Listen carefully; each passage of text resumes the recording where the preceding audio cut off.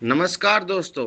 स्वागत है आपका हमारे चैनल में। आप सभी के लिए हम एक प्यारी सी छोटी सी कहानी लेकर आए हैं जो आपके दिल को बहुत ही अच्छी लगेगी। कहानी का शीर्षक है नालायक बेटा। तो आइए हम कहानी को आगे की ओर ले चलते हैं।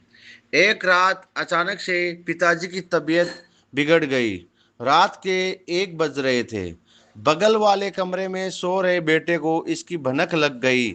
वह अपने बाबूजी के सामने खड़ा था। बाबूजी ने उसकी तरफ देखते हुए कहा, इस तरह बेवकूफ़ों की तरह क्या देख रहे हो नालायक? मुझे जल्दी से अस्पताल ले चलो। माँ रोए जा रही थी। बेटे ने सोचा, इतनी रात ड्राइवर को बुलाऊं तो बहुत देर हो जाएगी। उसने झट से बाबूजी को कंधे का सहारा देकर कार में ले जाकर बिठाया और जल्दी से अस्पताल की ओर चल पड़ा।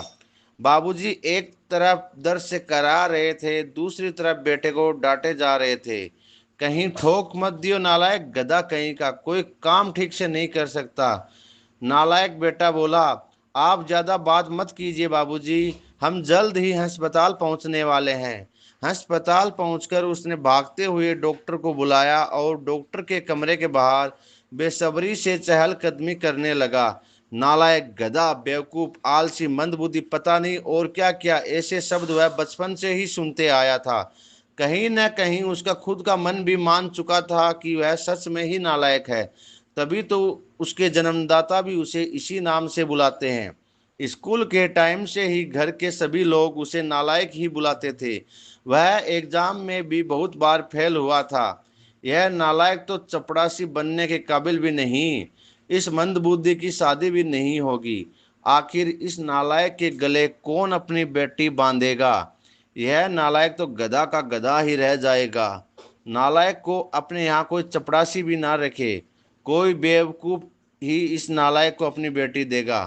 शादी होने के बाद लोगों को कहते सुना गया कि उस बेचारे के भाग फूटे जो इस नालायक से शादी हो गई।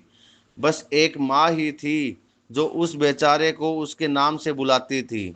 मगर आज उसके बाबूजी को कुछ हो गया तो शायद माँ भी उसे ही इसी नाम से बुलाएगी। मन में इस तरह के विचारों ने उसे झकझोर दिया और वह अस्पताल में बने मंदिर में प्रार्थना में लीन हो गया। वह उसके दुआओं का असर था या फिर मर्ज ही साधारण था कि डॉक्टर ने सुबह में उसे बाबूजी को घर ले जाने की इजाज़त दे दी।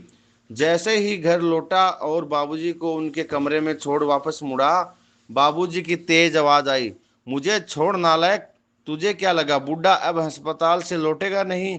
यह सुनकर वह कुछ देर ठिठका और फिर सिर झुकाए कमरे से बाहर आ गया।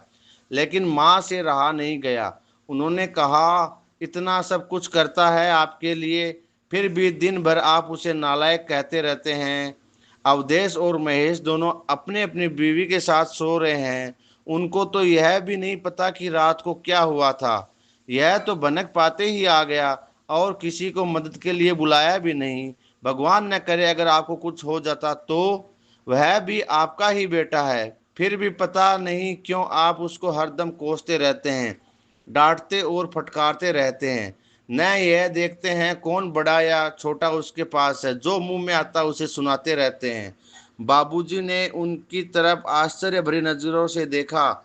माँ रोए जा रही थी और बोले जा रही थी, आप ही बताइए क्या कमी है मेरे इस बेटे में? हाँ, पढ़ाई में थोड़ा कमजोर जरूर था, तो क्या सभी एक जैसे होशियार होते हैं क्या?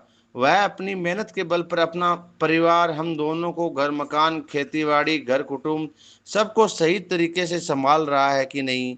जिन 2 बेटों को आप बहुत लायक और बुद्धिमान मानते हैं, वह अपनी बीबी, बच्चों, सास ससुर और दोस्तों पर ज्यादा ध्यान रखते हैं।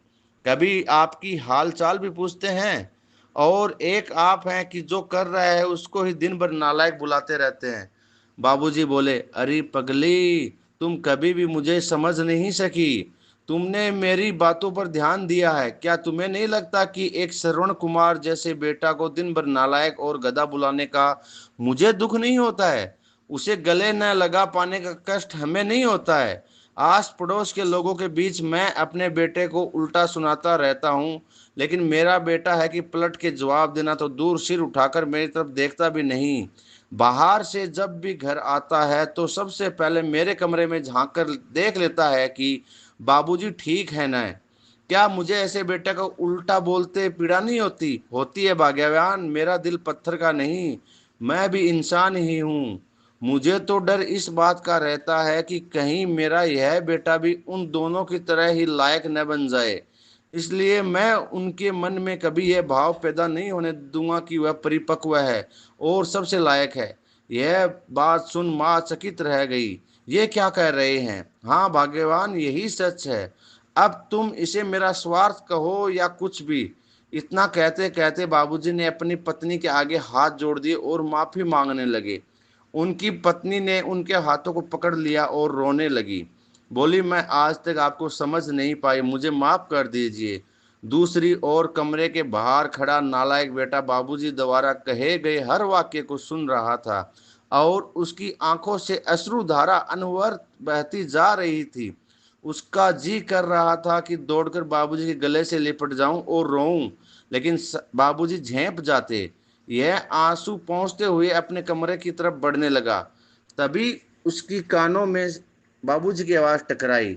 अरे नालायक, मेरी दवाई कहाँ रख दी? गाड़ी में ही छोड़ दी क्या? कितना ही समझा दो, इस कामचोर से काम ठीक से नहीं होता। कितना भी हो नालायक बेटा वाले थैले से बाबूजी की दवा लेकर उनके कमरे की तरफ आंसू पोंछते हुए दौड़ा और लाकर बाबूजी को दवाइयां दे दी और कहा, बाबूजी अब आप आराम कर लीजिए। तो दोस्तों, आपको यह कहानी कैसी लगी? साथ ही कहानी को शेयर कीजिए और अपने दोस्तों को लाइक कमेंट करने के लिए बोलिए। आपका बहुत बहुत धन्यवाद।